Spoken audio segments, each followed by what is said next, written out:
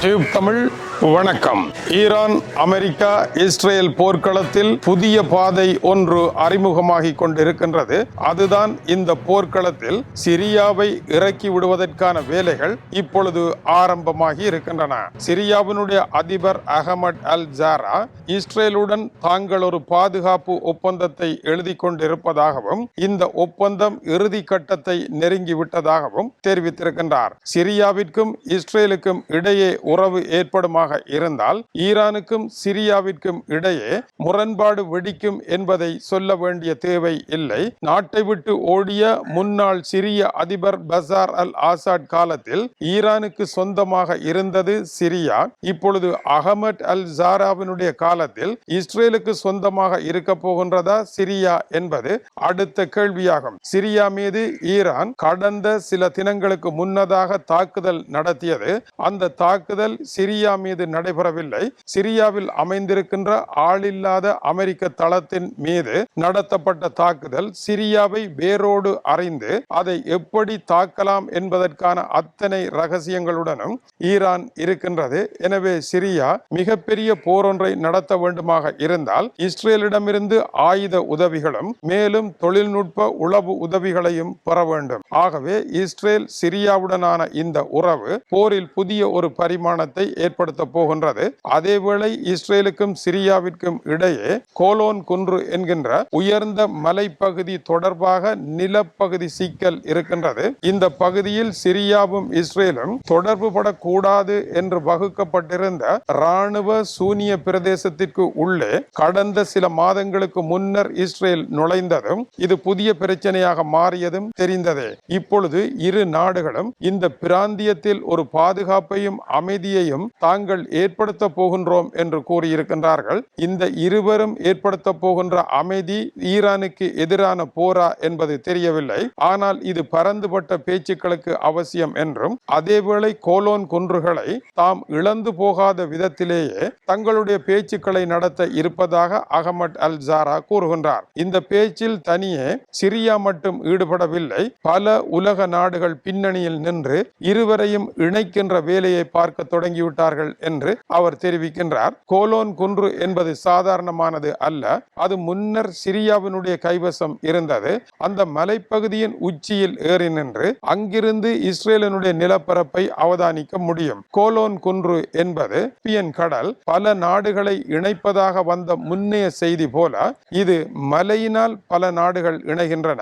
இந்த மலையின் ஒரு பக்கமாக இஸ்ரேல், இன்னொரு பக்கமாக ஜோர்டான், மறுபக்கமாக சிரியா, இன்னொரு பக்கம் லெபனான் ஆகியன இருக்கின்றன. எனவே மலை உச்சியில் இருந்து இஸ்ரேல் மீது தாக்குதலை நடத்துகின்றார்கள் என்பதனால் 1967 ஆண்டு 6 நாள் அதிரடி போர் ஒன்றை நடத்தி இஸ்ரேல் இந்த கோலோன் குன்றின் பெரும்பகுதியை கைப்பற்றி ஆக்கிரமித்து நின்றது. அதைத் தொடர்ந்து 1981 ஆண்டு தான் ஆக்கிரமித்த பகுதிகள் எல்லாமே தனக்கே சொந்தம் என்றும் கூறியது. இதனால் சிரியாவிற்கும் இஸ்ரேலுக்கும் இடையே முரண்பாடுகள் தொடர்ந்து இருந்த வண்ணமே இருந்தன. சிரியா மீது இஸ்ரேல் தொடர் குண்டு வீச்சுக்களை நடத்திய வண்ணமே இருந்தது. இப்படியான ஒரு நிலையில் கோலோன் குன்றுகளை அப்படியே வைத்து புதிய பேச்சுக்களுக்குள் இவர்கள் நுழைகின்றார்கள். இதனால் உருவாகின்ற புதிய இராணுவ அச்சில் ஈரானுக்கு எதிரான ஒரு புதிய அச்சாக சிரியா உருவாக முடியும். ஏனென்றால் ஈரானில் இருப்பவர்கள் சியா முஸ்லிம்கள், சிரியாவில் இப்பொழுது இருக்கின்ற ஆட்சி சுனி முஸ்லிம்களினுடைய ஆட்சி. எனவே இருதரப்பிற்கும் இடையே மோதலை உருவாக்குவது அமெரிக்கா இஸ்ரேலுக்கு இலகுவான ஒன்றாகவே அமையும். இதன் பின்னால் துருக்கியும் இருப்பதும் கவனிக்கத்தக்கது. எனவே மத்திய கிழக்கு என்பது ஒரு பெரும் போருக்கான இரு பெரும் அணிகளாக திரண்டு கொண்டிருப்பதன் இன்னொரு மறைமுக அடையாளமாக இது இருக்கின்றது. இந்த விவகாரம் இப்படியே இருக்க கடந்த திங்கட்கிழமையில் இருந்து பார்த்தால் அமெரிக்காவில் இடைக்கால தேர்தல் வருவதற்கு மேலும் 100 தினங்கள் மட்டுமே இருக்கின்றது. நவம்பர் மாதம் 3ஆம் தேதி நடைபெற இருக்கின்ற இந்த இடைக்கால தேர்தலானது இந்த போர்க்களத்தின் கதாநாயகனாக இருந்து துருப்புச் சீட்டுகளை நகர்த்தி கொண்டிருக்கின்ற டொனால்ட் ட்ரம்பினுடைய அதிகாரத்தில் விளையாட இருக்கின்றது.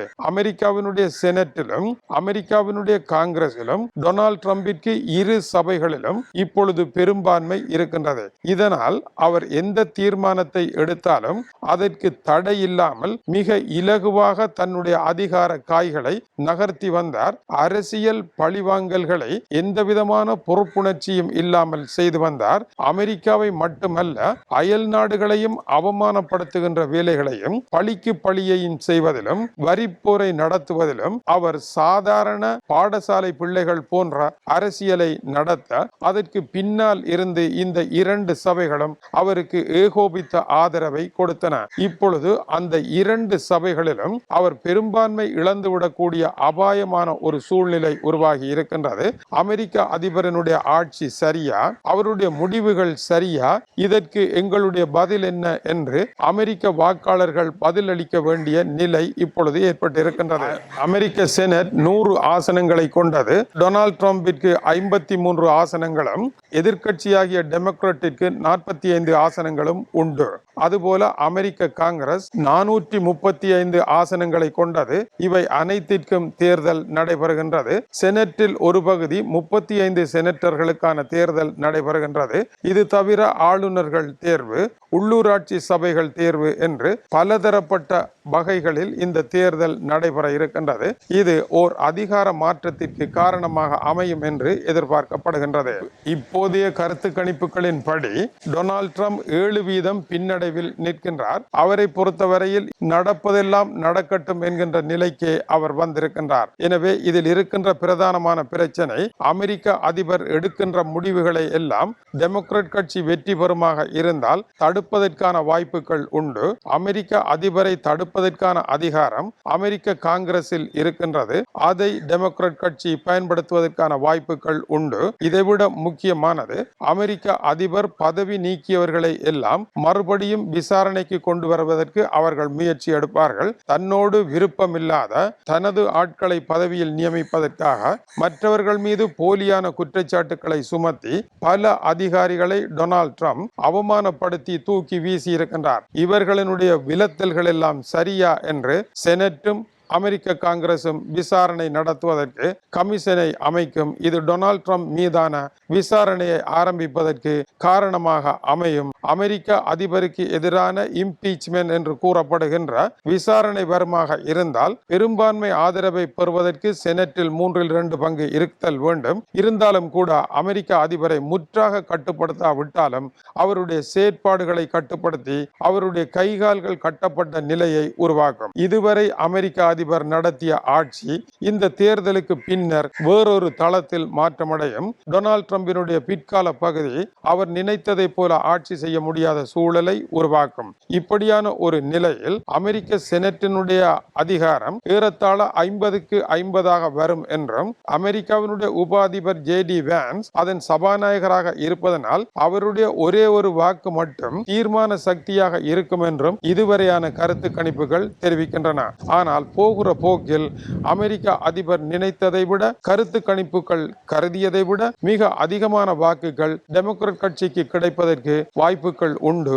ஆனால் ரிபப்ளிக்கன் கட்சியை விட டெமோக்ராட் கட்சி எந்த விதத்திலும் சிறந்த ஒரு கட்சி என்று நிரூபிக்க முடியாது. இரண்டு கட்சிகளும் ஒரே குட்டையில் ஊறிய இரண்டு மட்டைகள் தானே அல்லாமல் இவர்கள் எந்த வகையிலும் ஜுனிக்கானவர்கள் அல்ல என்பதை கடந்த கால வரலாறு தெளிவாக காட்டுகின்றது. இது தமிழனுடைய உலக செய்திகளுக்காக இலங்கை வடபுலம் யாழ்ப்பாணத்திலிருந்து கீசே துறை. வணக்கம் உறவுகளே.